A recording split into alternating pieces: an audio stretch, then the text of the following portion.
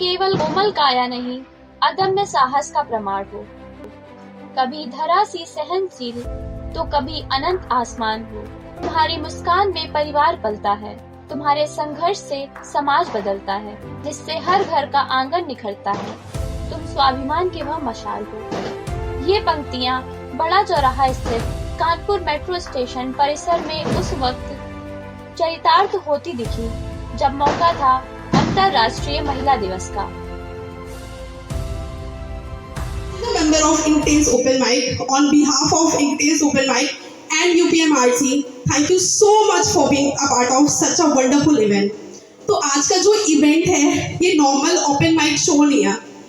आज का जो इवेंट है ये इंटरनेशनल वुमेन्स डे पर इवेंट ऑर्गेनाइज किया गया है।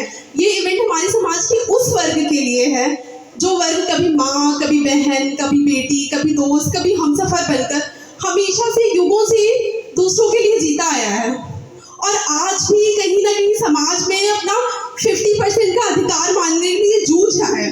हमारे समाज का वो वर्ग जो हम सबके घर में सिर्फ हमारे लिए जी रहा है, कभी माँ बनकर, कभी बहन बनकर, कभी सच्चा हमसफर बनकर, जो हमेशा दूसरों के लिए जीता आया हुआ है।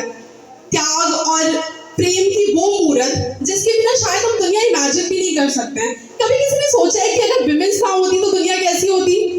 शायद दुनिया में प्यार ही नहीं होता, शायद दुनिया में त्याग नहीं होता। और अगर विमेंस नहीं होती तो मुझे नहीं लगता है कि दुनिया में त्याग की जो आज तक हमने कहानियां सुनी है ना, वो नहीं होती। इस अवसर पर मेट्रो के सौजन्य से इंकटेल्स ओपन माइक के सदस्यों द्वारा शानदार काव्य पाठ, कहानी व गीतों की प्रस्तुति पेश की गई। गया यादों का एक संदूक है बेहतर, तू मुझको दे गया यादों का एक संदूक है बेहतर। तेरी चाहत भरे दरवाजे कई खटखटाती हो, तेरी चाहत भरे दरवाजे कई खटखटाती हो। मेरी हर चाह में अभी तू ही मौजूद है बेहतर, मेरी हर चाह में अभी तू ही मौजूद है बेहतर। हाँ मैं ठहरी हूँ तेरी बख्शी हुई ज़ियामत में, हाँ मैं ठहरी हूँ अभी भी तेरी बख्शी ज़ियामत में। मेरी आँखों को तेरे आने की वो भूख है बेहतर, वो आंखें मेरी आँखों से मेरी जा खूब है बेहतर। नारी तुम केवल श्रद्धा हो, विश्वास रजत नभ, पग तल में पीयूष स्रोत सी बहा करो। जय शंकर प्रसाद गुप्त द्वारा रचित यह पंक्तियां मेट्रो स्टेशन परिसर में चरितार्थ हो गई। First of all happy women's day. तो मैंने कुछ लिखा था कि अब खोल दो अपने घर के दरवाजों, अब खोल दो अपने घर के दरवाजों को और निकल पड़ो अपनी मंजिलों की ओर। न जाने जिंदगी मौका कब दे, इसलिए बनाओ रास्ते खुद अकेले। रोड़े आएंगे, आंधियां रोकेंगी तुम्हें, बेड़ियां बांधेंगी समाज की तुम्हें। ये जालिम जमाना बंद कर देगा एक दिन काल कोठरी में तुम्हें, क्योंकि तुम एक लड़की हो ये खुद कहेंगे घर वाले तुम्हें। पर सुनो तुम मत घबराना, तुम एक लड़की नहीं शेरनी हो ये दूसरों को बताना। अपनी आवाज को इतना बुलंद कर देना जब दुनिया तुम्हारे सामने खड़ी हो, तब तुम एक नया इतिहास रच देना, रच देना। Thank you. राज शुक्ला द्वारा नारी को ग्रामीण अंचल भाषा में परिभाषित करते हुए बताया गया। नारी है ममता का सागर, नारी है धरती माए, बहन बन के साथ निभाए, पत्नी बन के हर सुख दुख में हिम्मत बन खड़ाए। बिटिया होवे घर का चिराग, उससे घर में रोशनी आए। अंकित श्रीवास्तव द्वारा नारी सृजन के महत्व को बताया गया। साथ ही यह भी कहा कि कमरे छत दीवारें बना लूंगा पर तुम बिन घर ना बना पाऊंगा। मूर्त के लिए करना चाहूंगा जो सृजन का प्रतीक है, जिसने केवल सृजन किया है, उस सृजनात्मकता के प्रतीक के लिए मैं चाहूंगा कि आप सभी लोग तालियां बजा दें। और इस इंटरनेशनल वुमेन डे पे मेरे जीवन की जो सबसे महत्वपूर्ण महिलाएं हैं, मैं आज का कार्यक्रम काव्य पाठ केवल उनको समर्पित करूंगा, जिसमें पहली है मेरी जननी, मेरी माँ, और दूसरी है मेरी हमसफर। तो पहला शेर शुरुआत करते हैं कि सख्त राहों को भी आसान बना देता है, क्या कहने हैं? जलते लावा को भी बर्फीला जमा देता है।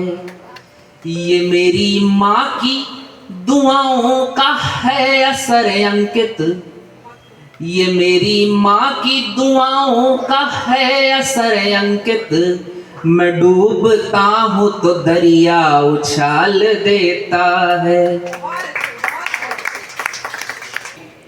शेर सुनाता हूँ आपको कि तुम गीत बनो तो मैं तान बन जाऊं, तुम गीत बनो तो मैं तान बन जाऊं, गर बनो राधा तो मैं घनश्याम बन जाऊं, और ना कम हो कभी ये दिल्लगी अपनी, ना कम हो कभी ये दिल्लगी अपनी, मैं तेरे इश्क का मीठा पान बन जाऊं। आयशा द्वारा बनारस की गलियों में एक लड़की की कहानी ने मन के अनछुए भावनात्मक तारों को छू लिया।